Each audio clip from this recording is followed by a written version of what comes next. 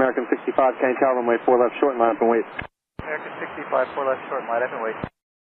Hello, I'm DerTebbers. Welcome aboard. Welcome to Augusta, Maine.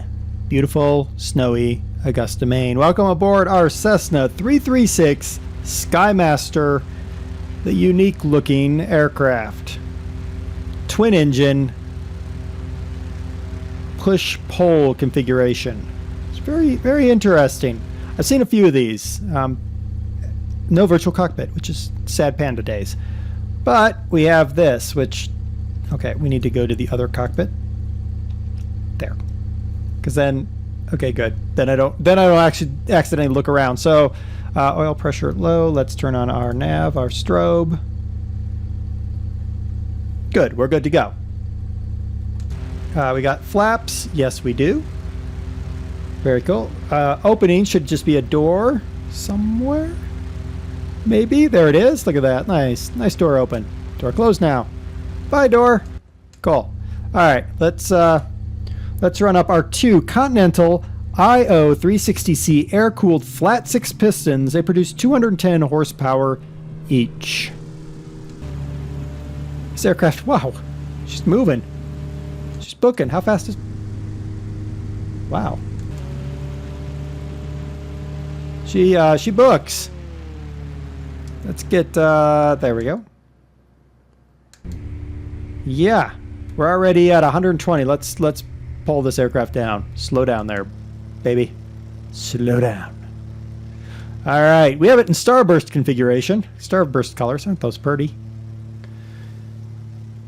Now, the combined tractor and pusher engines produce what's called centerline thrust, as well as a unique sound, which we're not really getting. There, that's a little bit more like it. It's got a very interesting note if you ever experience one in real life. The first one, the 336, is fixed landing gear, as you see, and flew on February 28th, 1961, went to production May 1963. 195 were produced through the mid-1964. In February 65, they introduced the 337 Super Skymaster. It was larger, had more powerful engine, retractable landing gear. Oh wait, we're driving the 337s. You know what cued me in? The dorsal air scoop. See it there?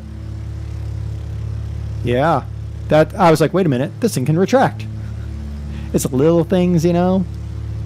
The Super was subsequently dropped from the name. 66, they turbocharged and called it the T337. And in 73, they introduced the P337G, which was pressurized. In all, they built 2,993 Skymasters of all variants, including 513 military O2 versions. Some of you know this aircraft more in its military variant, which is the O2. 1982, they ended production, but production continued. Cessna ended production in America, but they continued with production in Reims, France, with the FTB 337 Stoll and the military FTMA Milleror. Now, the nice thing about this aircraft is if an engine were to fail, where is my shift 2 maybe? There we go. So if I were to have an engine failure, was that 3? No, that was 2. Okay. So I have an engine failure. One of these engines has just failed. Don't know which one. Doesn't really matter. Doesn't matter because the aircraft will still maintain centerline thrust. There's no yaw. If you fly a Beechcraft with the twin engines on either wing, you're going to get a yaw because of that engine being on one wing running and the other wing not. In this case, I should feather that sucker, shouldn't I? Which one was it? This one. There. There we go. So now I've lost one engine. It doesn't matter. Now it flies like a 172 or a 152. A little bit tougher because it's a little bit a bigger aircraft, but this is a unique thing. In fact, flying a Skymaster requires the pilot to hold a multi-engine rating because you have multiple engines. But many countries have a special central line thrust rating for the Skymaster and other similar configured aircraft, which has a different training program because you don't need to worry about differential thrust if you lose an engine on this aircraft. So I've lost an engine, and I need to find where in the world my airport went to.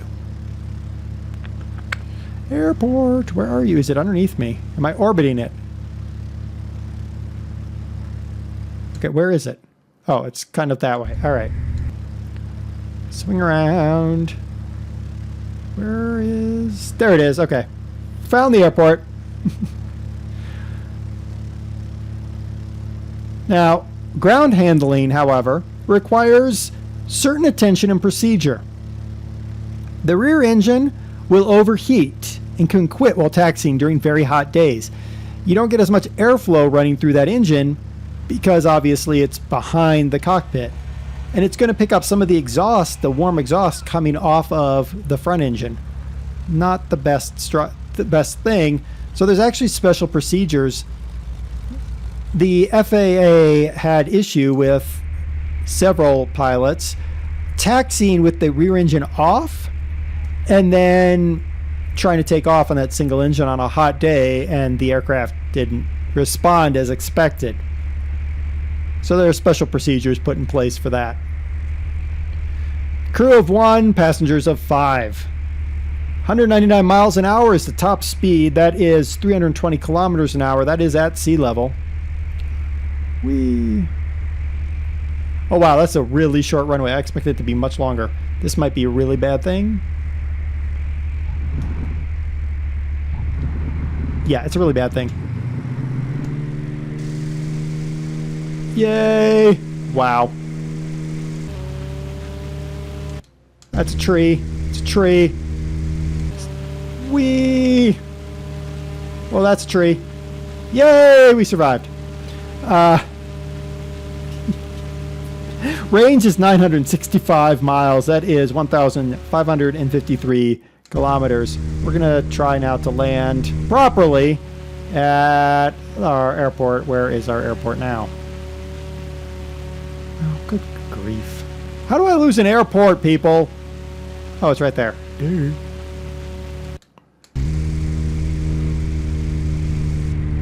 Without virtual cockpit, this gets just so difficult. You get used to that virtual cockpit.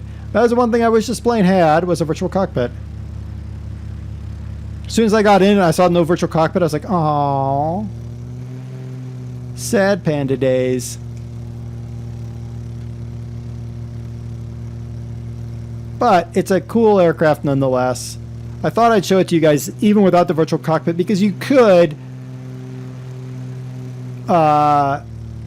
use the config to pull in virtual cockpit off of another twin engine aircraft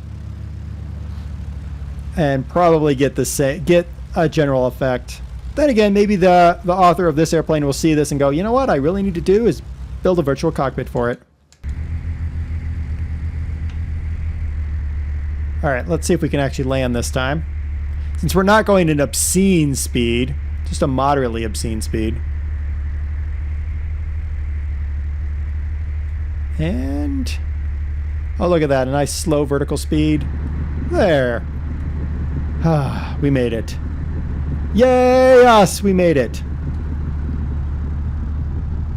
Cool. All right, so shift 1 is the main cockpit, shift 2 is the throttle, 3 is your radios, 4 is GPS, and that is it. So there you go.